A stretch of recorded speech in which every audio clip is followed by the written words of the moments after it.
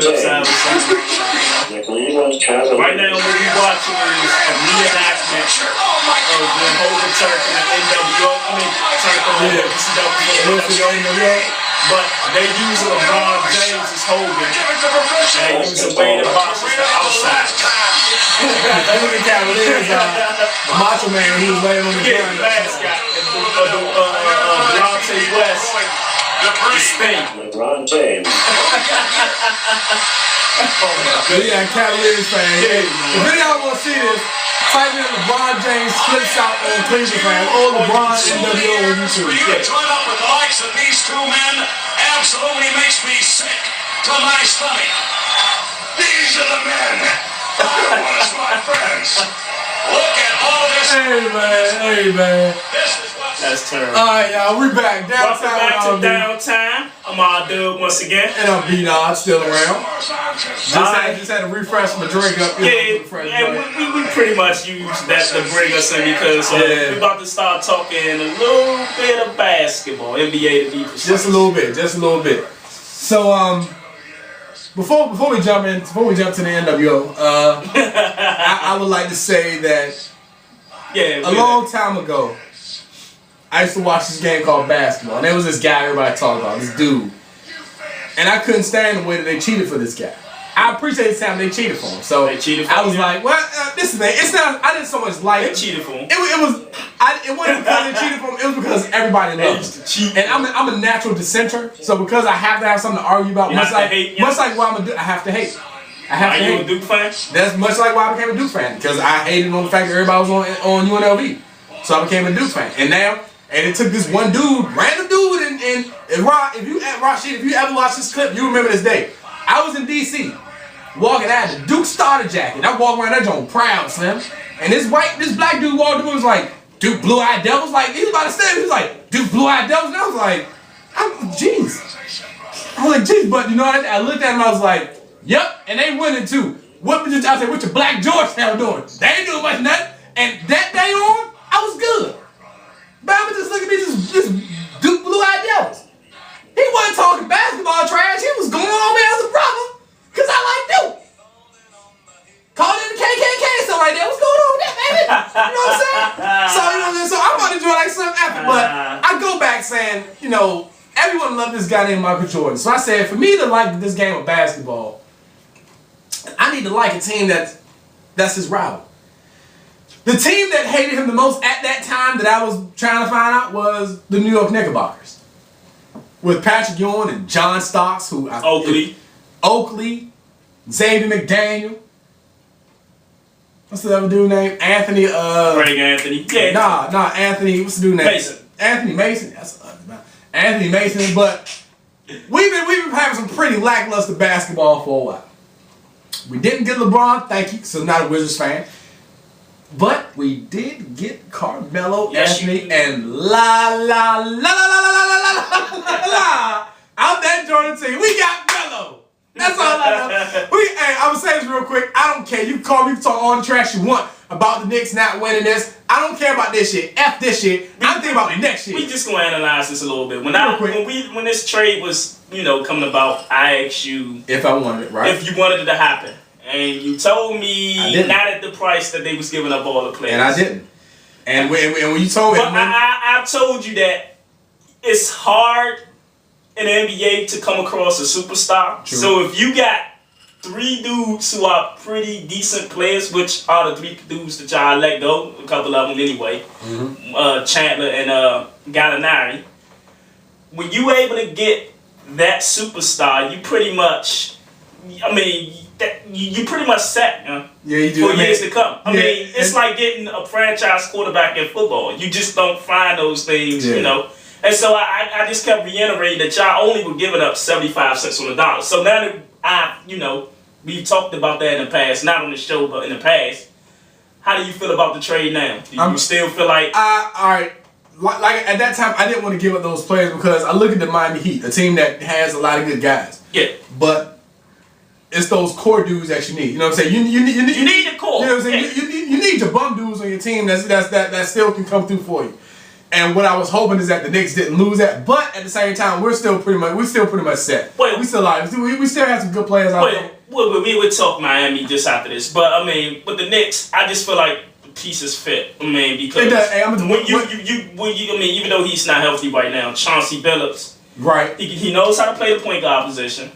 And he knows how to shoot wide open threes and stuff. He's a knockdown shooter. What Melo does for the Knicks is it gives us another dude. You know where the ball is going to go. He pretty much he's alpha though. We just all segueing on in the mind, man. We just he's just he definitely because he's alpha though. I mean, Amari was that big dude at the time. Yeah, but he was that dude. But once Melo got there, it was all Melo, and it works. So it works because Amari could be that down low guy that could pull you out a little bit, and Melo can beat you on the dribble. You know what I'm saying? He can get out there, he can score not so much at will, but pretty much at will. You know what I mean? Now, with the Miami Heat, let's go to them. I mean, oh boy, they had a tough couple of weeks. Oh, my goodness. They've been giving up leads left and right. Chicago, Derrick Rose, who's the MVP of the league right now. What else? San Antonio beat them by 30. Bama's crying. Orlando came back from like 24 in the second half. Coach, I can't do it. But they did beat the Lakers this week, which help us because we play the Lakers tonight, and I hope we win. I'm a Mavericks fan, by the way. But anyway, I will ask you this: a story came out this week that at least a couple of Miami Heaters were crying. Who do you think were the Miami Heats that players that cried? Chris Bosh gas. You know that man was gay. Why you saying that, yo? You see that dude like I ain't never seen a dude like that gay playing ball. He like this. Man, I don't do that. That guy gay cross. I think he was one. LeBron was the one who gave the speech, though. Honestly, I mean, it might have been. Honestly, it might have been LeBron, but I don't think anybody was like boo-hooing, like there's like. I think so, yo. I don't think it was like that. Them dudes, if the Lakers beat them on Thursday night, it was over for them dudes. Yeah. I'm dead serious. Somebody might have killed themselves. Somebody might have killed himself, yeah. He might have off himself, yeah. He might have started smoking at that time. So with that said, y'all, it looks like you're going to get your wish this year because right now they're the 3rd seed. The Knicks are the 6th seed. If everything holds up for the next 20 or so games. All I know is this. You're probably going to hate the NBA a little bit more by the time that series is over. But you know what? In all honesty, that's the best thing that can happen for me. Because if my Knicks go against the Heat, I already know what's going to happen.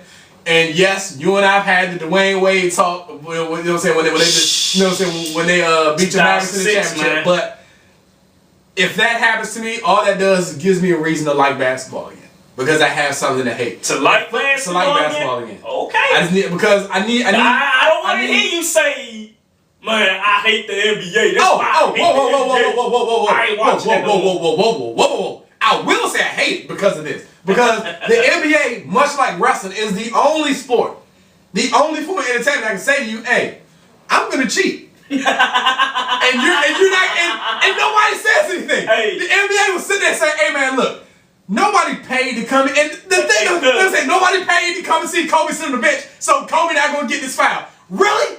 Honestly, they changed. LeBron got a crab dribble now. If the Mavericks were not in my life, if winning this championship didn't mean more to me than almost anything sports related wise, I probably wouldn't even watch the NBA right now.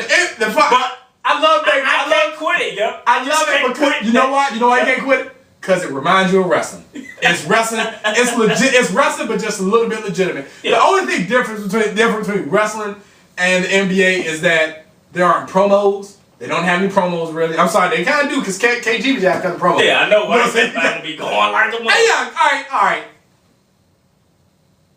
Tell me about KG, yo. Tell me about KG. I don't know what's up with that cat, man. I mean, you heard that Spike Lee when say had some words about. Yeah, nobody got this on dude. Why you talking so much? Say what you talking for? And KG probably like, shut up, little ass nigga. I mean, that band would call Charlie Villanueva a cancer patient. Hey, honestly, that was funny though. That was funny. Come on. Wait a minute. You can't tell me. Me and you had to talk about the Jordan exploits and your Ron and all them. You can't sit and tell me that wasn't a funny ass joke. His name is Paul. But yeah. Not Ron, but Paul. But anyway. You can't tell me that wasn't a funny joke, sir. You can't tell me that, I'll tell you can't. Listen, if he said, "What's up, you chemo patient?" I'm like, all right, that's a little wrong. Cancer patient is funny. Nah. How many dudes you never called anybody a cancer patient? Nah. You never called anybody a cancer patient. You never called anybody a cancer patient forever. You never used that joke ever. I've used that like 58 times, Joe. I could. In 3 days, nigga, I spent a car. I mean, and this coming from a dude who jumped on his own cousin that got hit by a car and his ear was messed up. So I joined on the ear. My uncle versus Soul got knocked out. We joined on his eye. But you can't call him a cancer patient. Nah. Go ahead. I'm saying, but that's near dear to my heart though. So I would never do that. Oh, whoa, it's near dear to my this thing. Because my mother beat cancer. I got a cousin that beat cancer. I got a cousin that beat cancer. So I know that she was terminal, so I never went to cancer patient around with that. I understand. All right, look, I'm sorry. Hey, to me, it was funny. It was funny. If my mama had cancer, I probably wouldn't think it was funny. But to me, calling Charlie Villanueva with no head having cancer patient. He got that disease with the head. My cousin baby father got that job. He ain't got no head. You on the road tonight? I'm serious, he do. He ain't got no head, yo. Alright, I think that's about all the time we have. I think our 8 minutes are up, yeah. Alright, y'all, look, this is what we're gonna be back. Next segment is all wrestling, Joe. We're just gonna go wrestling, and just have more fun with the wrestling thing. So join us once again. Join us once again, man. Let me see, I ain't got nothing for you, Joe. We're just gonna do something to head out. So, the Downtime with R&B, man. Catch up with us, y'all.